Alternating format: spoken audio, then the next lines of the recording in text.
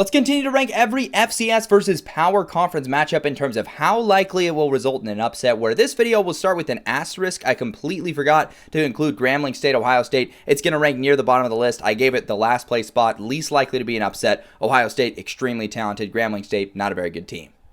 But picking back up where we left off at 45, we've got Houston Christian at Nebraska, where I trust the Cornhuskers at home. They should be a really good team in year 3 under Matt Rhule, and Houston Christian, just not a very good team.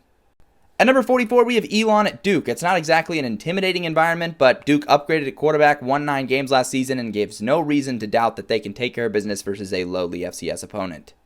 Coming in at number 43, we have Arkansas Pine Bluff at Texas Tech. This one moves up the list just a little bit because of Tech's performance versus Abilene Christian last season, where it went to overtime. Obviously, this is a much worse opponent, but still, that's in the back of the mind. Coming in number 42, we have Portland State at BYU. Portland State isn't a terrible team, but BYU is obviously going to be a Big 12 contender this next season and should take care of business. Coming in number 41, we have Cal Poly at Utah. Typically, we see the Utes, especially under Kyle Whittingham, take care of business in games like this, but we did see them look like an absolute dumpster fire last season, so never say never, I guess.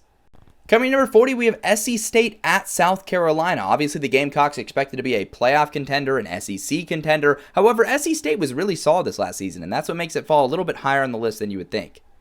Coming in number 39, we have Indiana State at Indiana. Indiana was really good at disposing of bad opponents this last season. The only thing that makes it creep up a little high on this list is simply the fact that Indiana has a lot of turnover that's going to happen this offseason, and they rely on the portal, which can result in some volatility. Coming in number 38, we have Southeast Louisiana at LSU. Obviously, the Tigers expected to be a very good team this next season, but the Lions are very well coached and had a really tough schedule last season that made them appear to have a worse record than they were. They're actually a really good team with a lot of continuity that's well coached. Go ahead and like for the next part, though, where we'll continue to rank the games between FCS and Power Conference opponents in terms of how likely it is to result in an upset.